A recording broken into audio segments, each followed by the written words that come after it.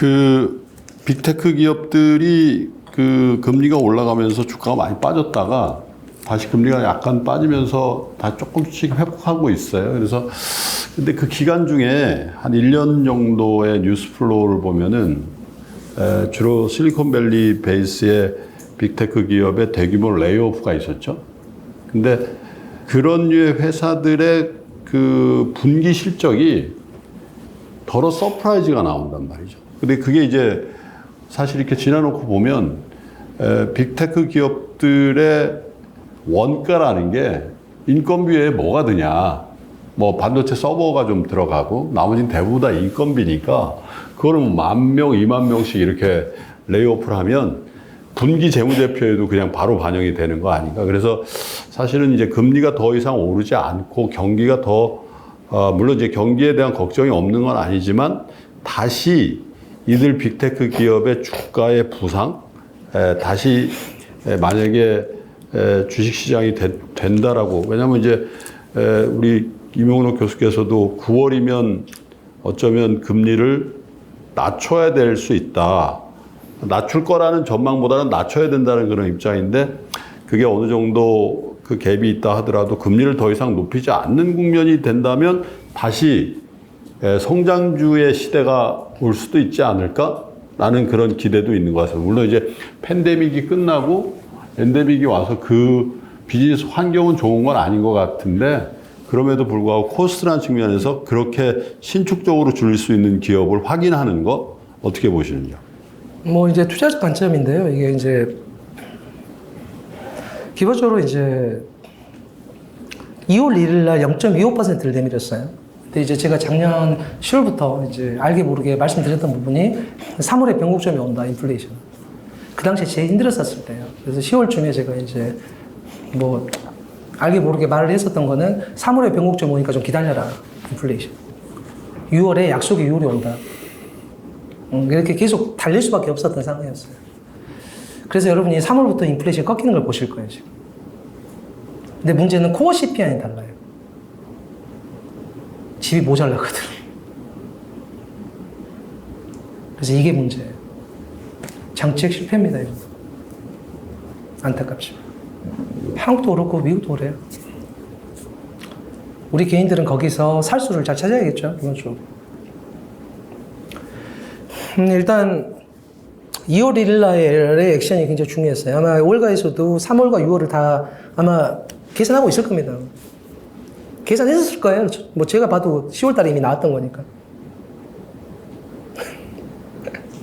그때 그랬어요. 어찌됐든 그리고 2월 1일 날 이제 0.25%는 없었어요, 원래. 3월에 변곡점 오기 때문에. 그래서 0.25를 내밀었죠. 그때가 이제 4.75가 된 거예요. 한선을 말합니다, 기준으로. 그래서 어차피 지금 0.5%는 없어요. 그때 0.25를 냈기 때문에. 3월에 변곡점 확인하면 0.25밖에 없는 거예요. 그럼 5.0이죠. 이게 왜 올랐냐면 제가 그때 김동원 소장님하고 강남에서 얘기했을 때가 2월쯤 됐나요? 그렇죠. 1월 말인가? 네. 1월 말인가 그때쯤. 실은 이제 그때 옷을 굉장히 빨갛게 입고 왔을 거예요. 그때 혹시 그 영상 보신 분들 굉장히 빨갰을 거예요. 그게 제 나름대로는 이제 올라간다는 얘기였거든요. 옷을 굉장히 특이하게 빨갛게 입고 왔잖아요. 미국은 빨간 게 내려가는 거예요. 그 당시부터 이제 올라가요. 이제 그 주택 가격도 그렇고 한국도. 아니 미국은 빨갛게 내려가는 거예요. 아, 빨갛게 내려가는 거예요? 아, 저는 한국이니까 한국으로 말하는 거예요. 아, 반대구나. 네. 아니 anyway 뭐 한국이었으니까. 한국이었으니까. 그래서 개인적으로는 제가 이제 시그널을 드리기 위해서 빨간 옷으로 이제 입고 갔었거든요. 근데 그걸 몇 분이나 아셨는지 잘 모르겠는데. 그때 뉘앙스도 그렇게 나빠지지 않을 거란 뉘앙스였어요, 제가 말한 건. 그렇죠. 제가 말했죠. 투자는 집만한 게 없다고. 그때 제가 말했던 천만에가 거였잖아요. 그래서 한국도 부동산이 반등하게 된다. 이제 그 얘기였었는데. 자, 숨은 그림 찾기 같은 거예요. 자, 그래서 2월 1일 날 0.25%를 냈잖아요. 그 말은 무조건 4월엔 0.25%인 거예요. 그러면 피크가 이미 계산되는 거예요. 5.0. 그러니까 제가 말했잖아요. 제가 작년 10월부터 알게 모르게 주위에 대해 알려줬던 거는 3월의 변곡점. 좀 참아라. 하도 힘들어하니까 사람들이. 진짜 힘들었잖아요. 10월, 11월, 12월. 그래서 3월에 변곡점 오니까 좀 참아라. 약속이 6월이다. 이제 계산을 해봤더니 그렇게 나오더라고요. 그래서 그렇게 이제 하고 있었고, 그래서 이제 3월에 변곡점 앞에 0.25가 나오는 순간 0.25로 끝나는 거예요. 그러니까 피크는 5.0입니다. 그래서 제가 빨간색 옷을 입고 있었던 거예요. 이미. 월가의 전주들도 아마 계산을 하고 있을걸요. 저도 하는데 못 하겠어요. 근데 금리는 이제 끝났네요, 이제. 그래서 5.0으로 그 피크로 잡으시면 되는 거예요. 현재로서. 근데 문제가 이제 코어 CPI. 주택 부족한 거예요. 요거는 6월 달부터 이사 시즌 들어오잖아요, 미국은. 이게 문제예요, 이게. 제가 말하는 물가 상승률은 그냥 우리가 말하는 CPI 그거고요. 코어 CPI는 달라요. 이제 이사 시즌 6월 달에 들어온단 말이에요, 미국은. 이때 코어 CPI가 줄어들 거냐? 약간 회의적이에요. 쉽지 않아 보여요. 그래서 한 차례 더 올리면 5.25가 되는 거죠. 5.25 이상 못 올립니다. 그러니까 지금 간단히 계산해 볼까요? 지금 5.0이에요. 기준금리 5.0 잡고 지금 인플레이션이 한 4% 잡다고 해봐요. 뭐 4.5% 잡으면 0.5죠. 그죠? 마이너스 0.5가 되잖아요. 근데 미국 성장률이 2.5%면 플러스 1%예요. 그럼 해볼 만한 거예요. 그래서 빨간색이었던 거예요. 여러분들 이렇게 투자에 대해서 너무 이렇게 어렵게 민감하게 생각할 필요는 없습니다. 이심점심이고요. 손해보고 싶은 사람은 없어요. 집값 보는 거랑 비슷한 거예요. 다만 이제 거기서 비묘한 천문지를 다 읽어야 되는 게 어려운 거지만, 자, 그래서 여러분이 생각해 보시면 돼요. 5.25에 6월 달에 인플레이션이 한 4.2% 나온다. 그럼 1%잖아, 마이너스 1%. 성장률이 1.5%다. 그럼 플러스 0.5예요. 여기까지는 버텨볼 만한 거예요. 근데 지금 정도로 멈춰주는 게 좋다는 거예요. 왜냐면 미국이 만들어낸 전체 로드맵 자체가 중소은행들이 건물 레버리지로 많이 들어갈 수밖에 없었다는 거예요.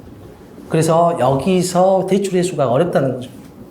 성장률이 이거밖에 안 나오는데 어떻게 공실이 많이 나지 당연히. 누가 투자할 거냐고요, 생각해보면. 그래서 다만 이제 걸려있는 게 코어 CPI에 걸려있으니까 지지를 끌 수가 있다는 거예요. 근데 이게 언제까지 끌 거냐는 거예요. 근데 월가의 전주들은 아마 9월 달에는 내려야 될 걸로 되면 생각을 하고 있을 거예요.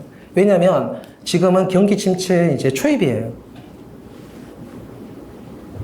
이제 지지를 끌게 되면은 이제 침체가 좀 더 분명해지고 이런 상황이 들어오게 되거든요. 그러면 이제 조그만 은행들이 체력이 이제 고갈되기 시작해요. 이제 이게 문제예요. 그럼 소위 말하는 이제 이 레버리지가 많이 들어간죠.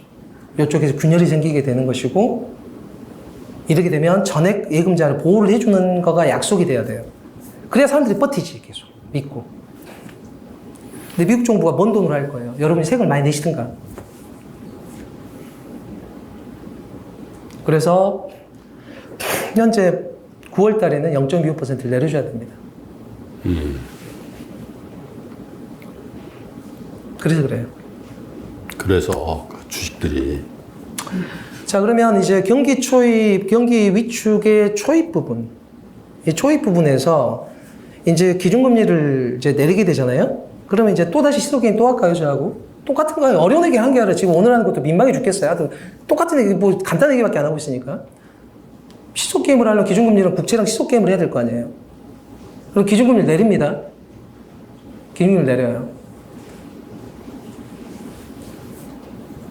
이제 기준금리를 이제 내리게 되면 이제 국채 가격이 약간 올라가겠죠. 올라가는 상황이 돼요. 올라가는 상황이 되는데 여기에서 안 좋은 게 이런 상황이 생길 수 있는 거예요. 경기 위축의 초입에서 경기 침체가 상당히 확인이 된다고 느꼈을 경우. 그럴 국채로 더 확 쏠려버리겠죠. 오버슈팅이 나온다? 그러면 순식간에 안전자산으로 싹 빨려버립니다, 돈이. 증시에서 돈이 확 빌 수가 있어요.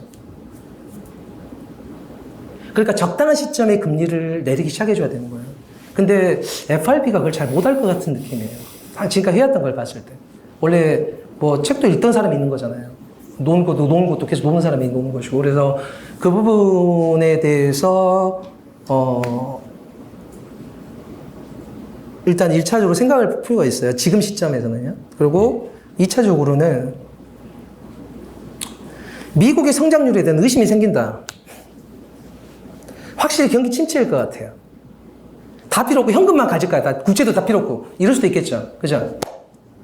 다 필요 없고 현금을 보호해야겠다고 내가. 국채 보고 다 팔아버리고 뭐 이럴 수가 있잖아요. 그래서 미국채가 4.8%를 넘어간다. 10년물 미국채 금리가 4.8%를 넘어가고, 아니, 3.8% 넘어가고, 4.0을 넘어가고, 4.12가 돼요. 이런 식으로 되면 미국 부동산이 곧바로 두드러 맞게 됩니다, 이제. 그럼 경기 위축이 아니라 경기 침체로 들어가요. 이럴 때는 어떻게 해줘야 되냐면, 미 연준도 YCC 컨트롤을 일정 부분 해주는 게 필요해요. 즉, 상한선을 막아줘야 된다고.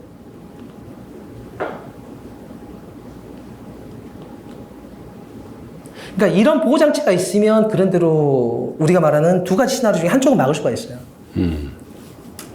근데 그냥 알아서 하세요. 뭐 각자 도생? 이래버리면 이제 양쪽으로 다 검토를 해봐야 되는 거 상황을 계속.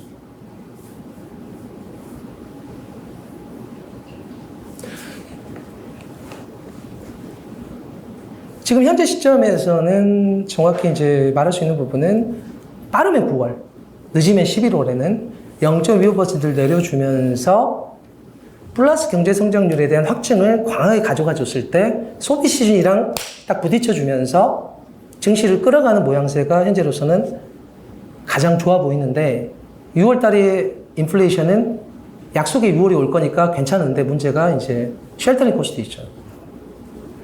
이 주택 공급 부족한 부분. 이 부분은 고질적인 문제로 계속 남아있게 될 거예요.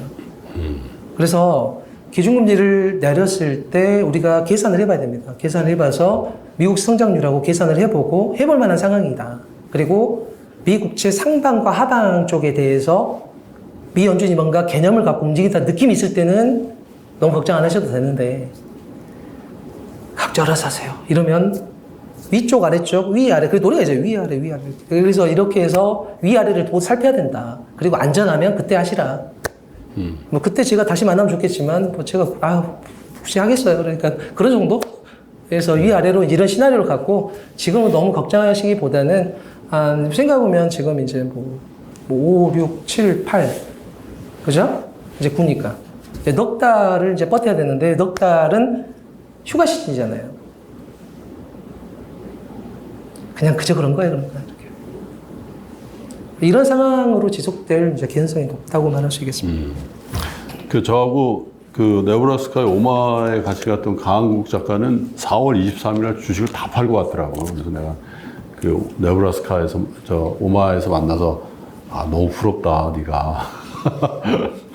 그랬는데 모르겠네. 어쨌든 5월 달부터 그 11월까지는 성적이 굉장히 안 좋다라고 주장을 굉장히 했는데 이 실질적으로 보니까 실질적으로 그런 면이 있더래. 특히 미국 주식시장의 퍼포먼스가 그래서 세린 메이라는 얘기를 하기도 하고 그런 것 같더라고요. 이 청중 분들이 한 20분 이상 오셨어요. 그래서 저희가 많은 분들에게 기회를 드릴 수는 없고 한 두세 분 정도 간단하게 질문이 있거나 뭐 이렇게 발언하실 기회를 좀 드려보고 싶은데 마이크가 준비가 되어 있습니다. 혹시 손을 들어서 별로 질문이 예. 오늘 네. 사실 강의 내용하고 조금 어긋나는 부분인데 괜찮습니다. 아무거나. 네. 네. 감사합니다. 네. 뭐 본인 소개. 네, 저는 그 뉴저지에서 온 이용근이라고 합니다. 네. 본론하고 좀 어긋나긴 네, 괜찮습니다. 제가 네. 미리 집에서 준비를 한 게 있어서 예. 일단 지금 현재 우리가 사는 게 아니고 미래 세대를 위해서 예. 제가 부모의 입장에서 예전에 저희 아버지가 제 어릴 때 네. 경제관념을 심어준 게 너는 커서 은행을 잘 다녀라. 은행에 저축하고 그다음 아껴 쓰고 절약하고 상품 외형하고 그 남는 돈으로 저축하고 하면은 5년이면 배되고 10년이면 뭐 배되고 이런 식의 경제관념을 심어주셨는데 제가 정작 이제 나이가 들어서 살아보니까 그건 아니더라고요. 그럼 지금 제 시각에서는 주식이다, 부동산이다 이런 경제관념을 우리 애한테 심어주고 싶은데 네. 지금 우리 애가 95년생이니까 28인데 예. 얘가 나중에 50대 아니면 뭐 40대를 넘어가 50대가 됐을 때 얘한테는 과연 어떤 경제관념을 가지고 투자를 하든 돈을 벌든 뭐 저축을 하든 뭐가 되든 간에 돈을 창출할 수 있는 게 그때도 주식이고 부동산이니까 앞으로 20년 후 뭐 그냥 10년, 20년 후 정도 봤을 때 그때도 부동산에 투자해서 아빠가 예전에 부동산 투자해라 해서 투자했더니만 부자 됐다. 주식하라 해서 내가 주식을 했더니만 부자 됐다. 이런 소리를 과연 들을 수 있을까? 혹시라도 경제 쪽에서 경험을 갖고 계시니까 좀 거시적인 시각, 아니 미래적인 좀 시각에서 예지의 능력이 있으시면은 예지까지 하셔서 어떤 것을 추천해 주면 좋을까?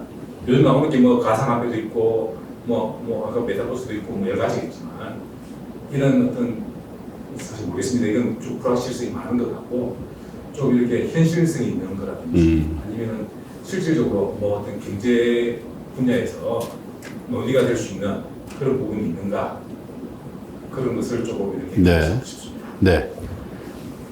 제가 그동안 이제 뭐 적지 않게 이제 많은 분들을 뵀던 질문 중에 가장 유익한 질문으로 제가 꼽고 싶네요, 지금. 왜냐면 우리만 살고 갈 게 아니라 다음 세대도 살아야 되고 이제 자본주의 속에서 속도를 맞춰야 되잖아요.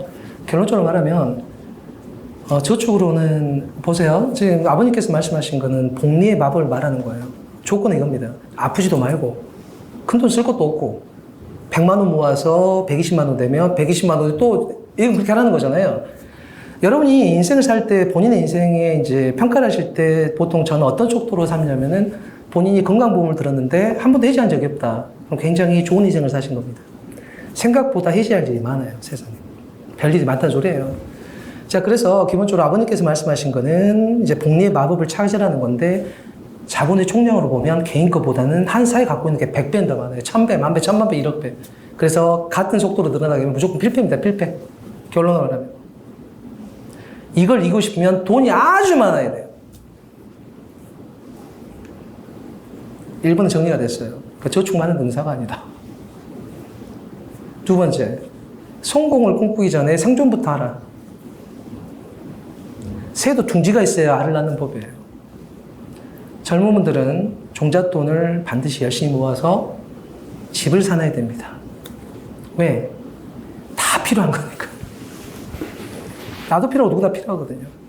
그리고 나서 풀려나오는 돈에 기대 보는 거예요. 그래서 30년 지나면 집이 3배가 돼 있을 테니까. 반대로 집이 없다? 투자를 한다? 거의 10용8구는 죽을 수입니다. 일단 집부터 사야 돼요. 젊은 세대. 뒷줄이 부담스럽다고요? 그게 인생이에요. 쉬운 인생 없습니다. 돈 많은 사람들 부러우시죠? 그런 분들 뒤에 우리 김동완 소장님도 계세요. 제가 개인적으로는 제가 이제 존경하는 분이시라서 뭐 3%가 굉장히 크게 성장한 채널이잖아요. 근데 그 뒤는 안 보이시나요? 상처도 많이 줄 수 있는 거예요. 여러분이 친구의 업장에 갔어요. 엄청나게 건물이고 거기 전기세가 얼마일 것 같아요? 우리는 그 이면을 볼 수 있어야 돼요. 무작정 부러워하고 질투하는 겁니다. 그 정도 맷집이 되니까 그 정도로 하는 거라고. 그래서 우리 소시민들은 기본적으로 반드시 자녀들이 집을 먼저 사도록 교육시켜야 됩니다. 그래서 자본의 확장에 대해서, 즉 인플레이션에 대해서 저항성을 먼저 갖고 있어라. 그게 백신입니다, 백신. 그래야 죽진 않아야 될 거 아니에요. 살지도 못하는 미생에서 자꾸 성공을 논하면 안 된다니까요. 일단 생존은 하고 집을 샀다고 그래봐요. 그럼 나머지 부분을 저축으로 해결할 거냐?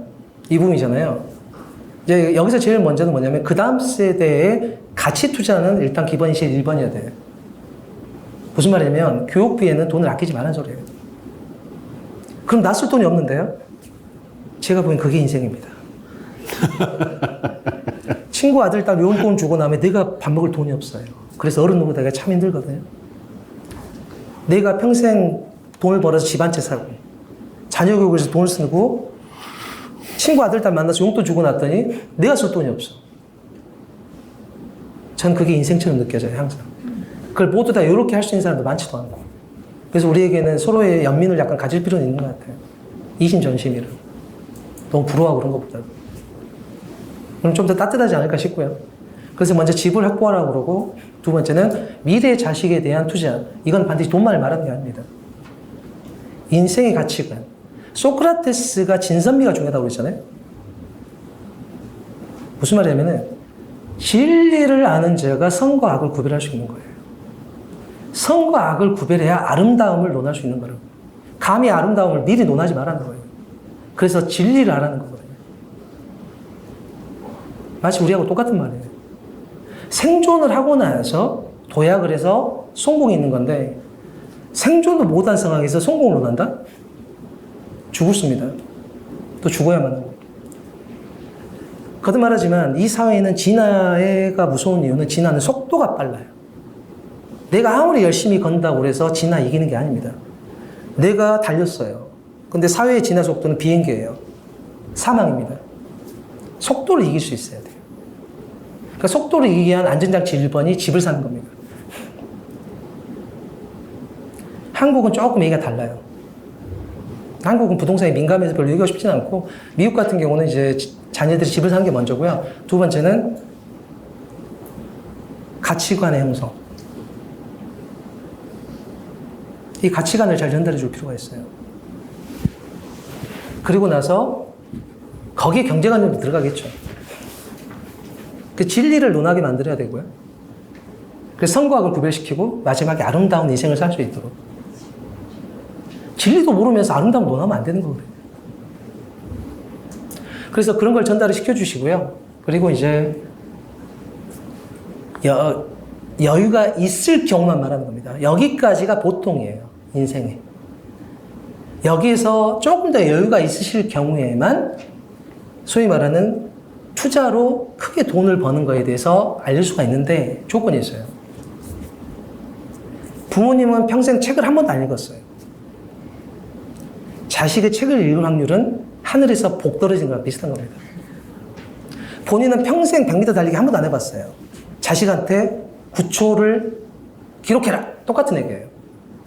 본인이 안 되는 거를 자식한테 강요하는 거는 일종의 폭력일 수 있잖아요. 그러니까 기본적으로 모든 부모가 되는 사람들은 아까 말한 진리를 탐구하는 시도부터 시작을 해야 될 것이고, 본인도 집을 사야 될 것이고, 여력이 됐을 경우 본인도 투자의 세계에 관점을 가졌을 때만이 자식에게도 그것을 키우라고 말할 수 있을 것이라고 생각을 하거든요. 뭐 저도 그런 부분에서 내가 자격이 되느냐. 뭐, 이건 각자의 평가예요. 각자의 평가. 그래서 기본적으로 대박이나 성공을 무작정 꿈꾸기보다는 생존을 먼저 하고 도약 단계. 이제 도약이 소위 말하는 이제 진리를 깨치는 거겠죠.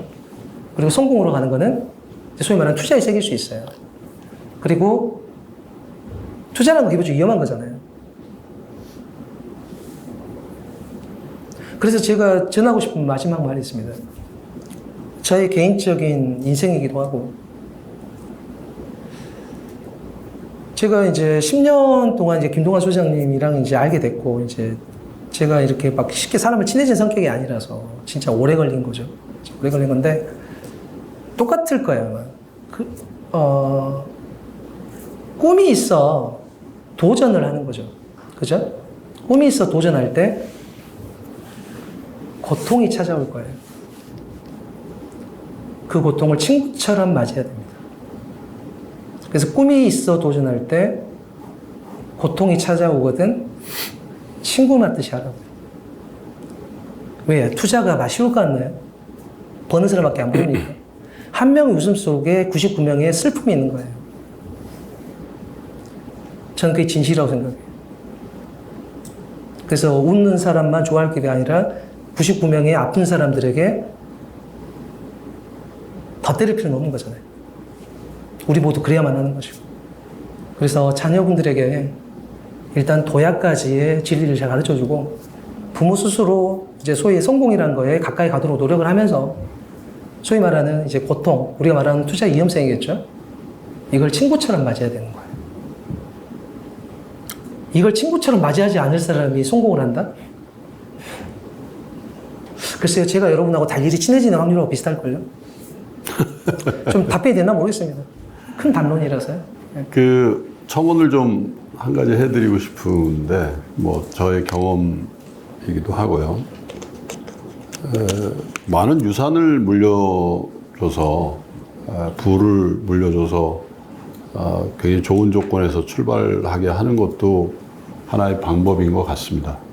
근데 이제 대부분의 경우는 그런 케이스를 경험하지 못하죠. 그런데 경험을 한 바를 말씀드리면 초이스를 줄 수는 있어야 된다. 그러면 이제 그게 어떤 초이스냐? 그거는 넓은 세상에 대한 목격자로서의 초이스를 줘야 된다. 그게 이제 한국 내에서도 더 넓은 세상을 볼 수도 있지만은 지금 글로벌라이제이션 시대에 가급적이면 더 넓은 세상을 목격하게 하고 거기서 철이 드는 그 시점에 본인이 어떤 주체자로서의 선택을 할 수 있게끔까지는 기회를 주는 게 부모가 목돈을 물려주는 것보다 혹은 재테크 강연장에 데려가는 것보다 훨씬 더 중요하게 생각해야 될 거 아닌가라는 생각을 해봅니다. 왜냐하면 저의 경우는 핏덩어리 표현이 좀 그러네요. 이제 어렸을 때부터 제가 이렇게 옮겨 다니는 그 도시와 나라를 보여줬고 그리고 이제 여러분들과 함께 앉아 있는 이 뉴욕이라는 도시를 초등학교 1학년 때부터 4학년까지 여기를 보여줬다라는 게 지금 이렇게 한 20년 가까이, 한 15년 이상 지난 시점에서 제가 돌이켜 보건대 저희 딸에게 가장 좋은 부모 세대로서 할 일을 해줬구나라는 생각. 그 안에서 본인이 성장하는 거는 거의 본인의 그 결심과 또 거기에 수반된 노력인 것 같은데 만약에 그 찬스를 안 줬다면 어떻게 됐을까? 물론 뭐 더 좋아졌을 수도 있겠습니다만은 굉장히 폭넓게 세상을 보려고 노력하고 있는 그 친구의 어떤 성장의 궤적을 보면서 그런 노력을 좀 하는. 근데 지금 아까 임 교수님 얘기대로 그러면 고통이 따르더라고요. 그래서 저는 사실 뉴욕에서 굉장히 고통스러웠거든요. 굉장히 고통스러웠습니다. 근데 그리고 지나놓고 보니까 그 고통의 결실은 어쩌면 우리의 넥스트 제너레이션에도 나타날 수 있지만 넥스트 제너레이션에 훨씬 더 큰 열매로 나타날 수도 있겠다라는 생각을 요즘 하게 됩니다. 그래서 제가 임 교수님께도 처음 뉴욕을 오신다 그래서 제가 아주 열심히 보여드리려고 그렇게 하고 있어요. 아마 공감하시는 분들이 계실 거예요. 왜냐하면 뉴욕에 살고 계시고 여기서 비즈니스 하시는 분들은 더더군다나 그런 자극을 받지 않나 이런 생각을 해봅니다. 뭐 한 분께 더 기회를 드릴 수 있을 것 같습니다. 네. 필라에서 오셨죠? 네. 네, 필라에서 온 유철이라고 합니다. 그 첫 번째 강의에서 교수님의 핵심이 이제 과거 에너지와 미래 에너지의 패권을 두고 싸우는 미국과 중국으로 말씀하셨는데 미국에서 원하는 중국이 지금 그렇게 잘 가지 않으니까 이제 두 강대국 서로 부딪히는 건데 그럼 이 시점에서 그 베트남하고 인도하고 미국에서 어떻게 생각하는지 그 간단한 설명 부탁드립니다. 아주 흥미로운 질문을 하셨어요. 흥미로운 질문을 했고 일단 그 베트남이라는 나라, 여러분 혹시 미얀마에서 문제 있다 그런 얘기 좀 들어보셨죠? 그리고 미얀마 군부가 중국이랑 친하죠. 미얀마랑 베트남이랑 붙어 있단 말이에요. 그리고 미얀마 국경이 중국이랑 붙어 있을 거예요. 그러니까 이게 베트남에 다낭이라는 도시가 있잖아요. 휴양지이고, 베트남이 길쭉하죠 이렇게. 그러니까 중국한테 밀릴 때 계속 밑으로 내려오다 보니까 베트남이 길어진 건데 거기가 되게 좁아요. 그러니까 베트남 입장에서 최악의 경우가 이 가운데가 잘리는 겁니다. 잘리는 거. 그럼 누가 자를 수 있냐? 이제 미얀마가 잘라버릴 수 있겠죠. 그럼 중국 입장에서 누구랑 친하겠어요? 그래서 미얀마가 중요한 거예요. 그래서 이 베트남 쪽이 소위 말하는 이제 친남방 정책으로 이제 베트남 쪽에 투자가 많이 되고 있는 건데, 문제가 여러분이 중국을 절대 만만해 보시면 안 됩니다. 제가 그러니까 저도 예를 들어 패권국에 태어났으면 남의 나라를 잡아먹을 얘기를 계속 하겠죠. 저는 분명히 계산하고 있을 거예요. 어디를 뚫고 들어가서 잘라내야 된다 이렇게 생각을 했을 건데, 우리나라는 기본적으로 방어를 해야 되는 입장이잖아요. 방어를 해야 되는데 구멍이 너무 많아요. 그러니까 진짜 답답하거든요. 그러니까 중국은 여러분이 착각하시면 안 되는 게, 지산지수의 나라라는 걸 절대 잊으시면 안 됩니다. 영락제 때 원래 남경이 명나라의 초기 수도였어요. 주원장 때. 그리고 아들이 들어왔다가 아들은 행방불명 되고, 주원장의 아들인 숙부죠. 숙부가 결국은 난징을 차지해요. 그리고 나서 본인의 원래 제후국의 수도였던 베이징으로 옮겨간단 말이에요. 그래서 여기로 지금 물길을 연결합니다. 이건 지산지수의 나라예요. 즉 인프라에 대한 이해를 알고 있는 나라라고. 인프라는 교육 인프라도 있는 거예요. 제도적 인프라도 있는 거예요. 여러분이 진시황제라고 생각해 보세요.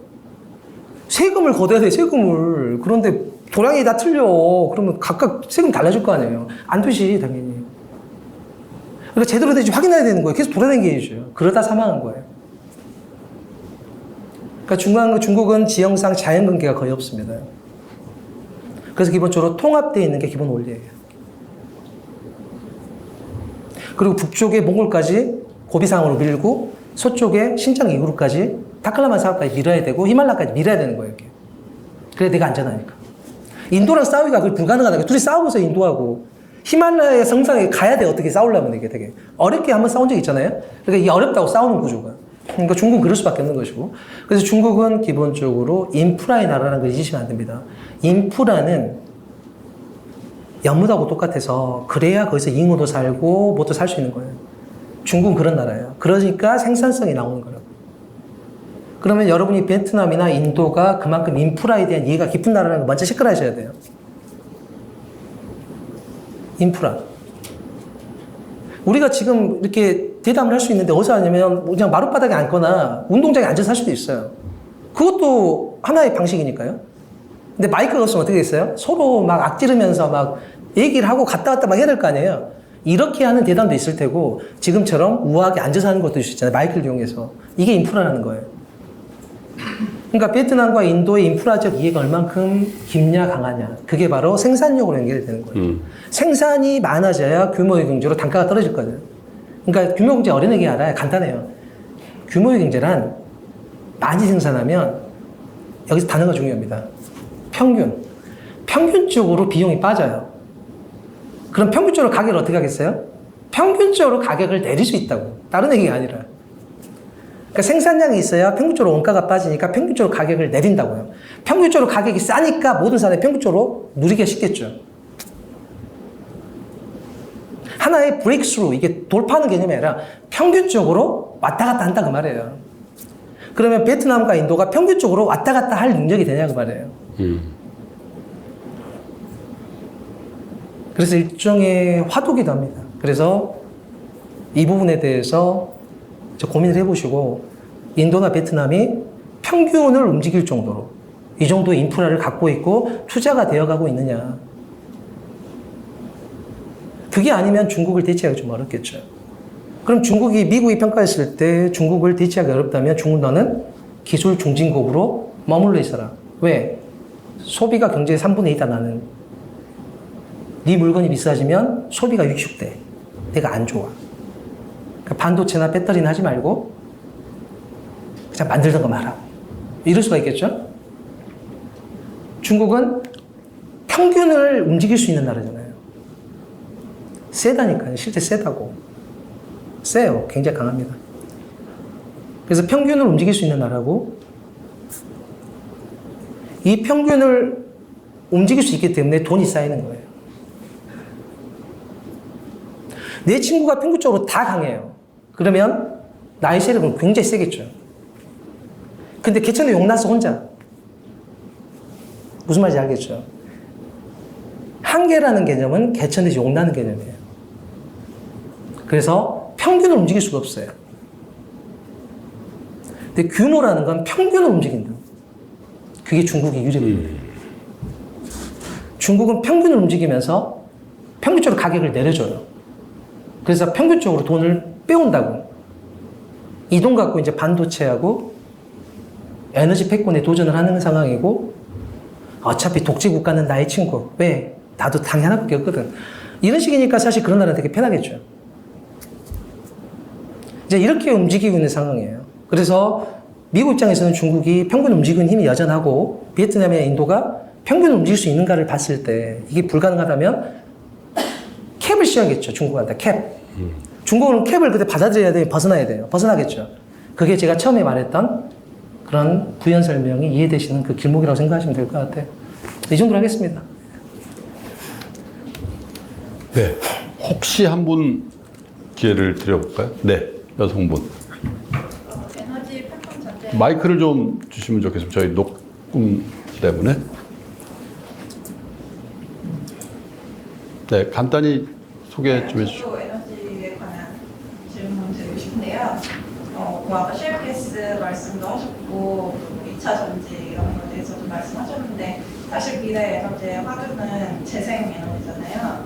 그래서 뭐 한국이나 중국이나 이런 데서 경쟁력이 있는 재생 에너지, 솔라, 윈드, 하이드로젠 이런 거에 대한 경쟁력이 있는 기업들이 앞으로 나올 것 같은데 아니면 미국이 계속 에너지 패권 구독에 지위를 유지할 수 있는지. 신재생 에너지에 대한 패권 구도가 네. 이게 참 굉장히 좋은 질문들이 이제 계속 나오는 거고, 참고로 저는 뭐 공대 출신도 아니고 그건 다 아실 거예요. 그러나 이제 알고 있어야 되는 거니까. 여러분, 신재생 에너지라는 거는요, 기본적으로 이제 우리가 생각하는 화력 엔진이나 이렇게 화력 발전이나 이런 그 에너지 자원을 투입하지 않고 뽑아내는 거잖아요. 그러니까 결국은 쌓아야 돼요, 신재생 에너지가 되려면.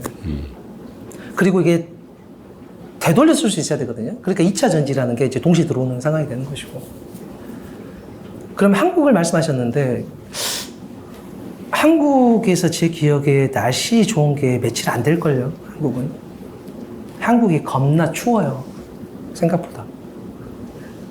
장마 빼고, 추운 날씨 빼고, 흐린 날씨 빼고, 며칠 안 남는 게 한국이에요, 제가 알기로는. 그래서 한국에서는 신재생 에너지를 하기에 유리한 지형이 전혀 아닙니다.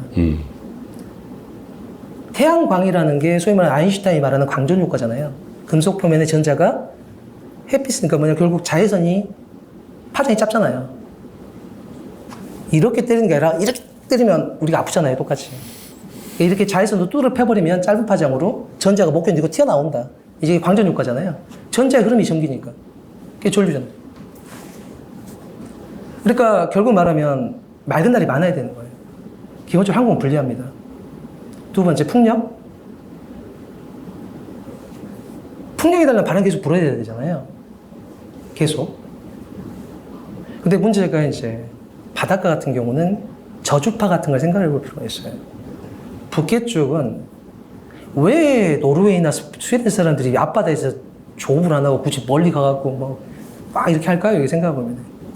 물고기 없으니까 그러겠지. 물고기 많으면 앞에 잡겠지. 왜 거기까지 가겠어요? 대충 보니까 날씨가 추워갖고 그냥 물고기 없나 보다 추워날 수 있잖아요.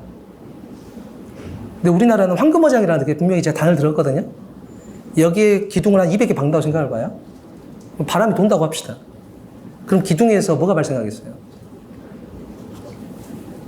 저주파 같은 게 발생하겠지. 그럼 물고기는 어떻게 되냐고요? 저도 모르죠. 내가 과학자가 아니니까. 여기까지 초면해 볼 수 있는 거예요. 근데 분명히 좋은 영향은 없을 겁니다. 이제 이런 부분들이 우리나라 갖고 있는 부분들이니까 이제 이런 부분에 있어갖고 소위 말하는 이제 실험과 개발과 실험과 양산이 연결돼야 되잖아요. 그런 점에서 한국이 갖고 있는 환경은 제가 보기에는 상당히 불리한 쪽이에요.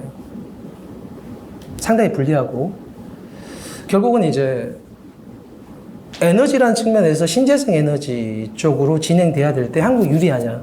제가 보기엔 상당히 불리해요. 그러면 유일하게 에너지원을, 즉 전기라는 거는 매우 독특하게 한 번이라도 끊기면 다 블랙아웃이에요. 넘치면 상관이 없지만 한 번이라도 모자라면 그날을 구글해하고 오십니다. 정전이에요. 그러니까 전기는 계속 중요한 게 뭐냐면 전력이라는 거는 항상성이 있어야 돼요. 계속 그 상태를 유지해야 되거든요. 그럼 항상성을 유지한다는 건 계절과 관계없이 항상성을 유지해야 돼요. 그래서 이제 원자력 같은 경우는 항상성이 유지되는 거 알 건데 말은 아끼겠습니다. 뭐 이게 좀 민감할 수 있는 주세라서 개인적으로는 한국에서 재생에너지가 신재생이 굉장히 발전할 것이다. 여기에 대해서는 그냥 저로서는 그냥 뭐 그런가 보다 정도 그 정도만 대답을 하고 싶네요. 네. 네. 답이 되셨는지 모르겠네요. 네, 감사합니다. 네.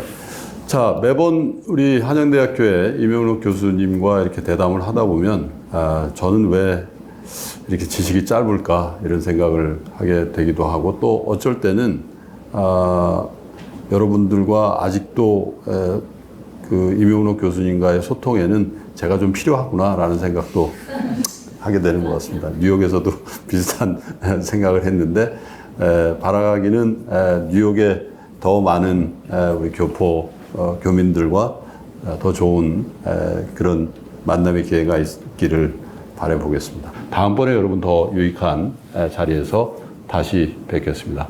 모쪼록 건강하시고 사업에 건승이 있기를 바라겠습니다. 감사합니다.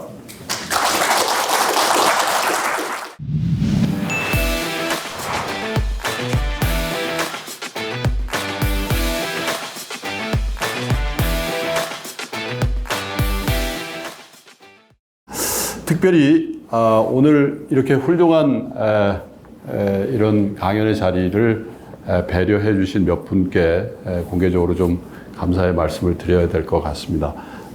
김유한 총영사님을 비롯해서 박문규 재경관님 감사드리고요. 그리고 이 자리를 이렇게 어레인지 할 때 실무적으로 도와주신 IBK 기업은행의 뉴욕 지점이죠. 최재령 지점장님 특별히 감사드리고요.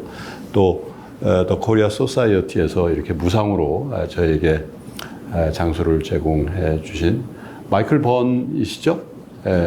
토마스 번 회장님과 또 실무하시는 여러 한국의 스텝 여러분들께도 특별히 감사드리고, 더불어서 바쁜 일정 중에도 미리 예약해 주시고, 그리고 노쇼 하지 않으시고 이렇게 뉴욕 이 한가운데까지 찾아와 주신 우리 대한민국 교포 여러분께도 감사의 말씀을 드리겠습니다. 영상으로 보시는 모든 분들께도 감사의 말씀을 전하면서 오늘의 강연을 이렇게 마감을 할 수 있도록 하겠습니다.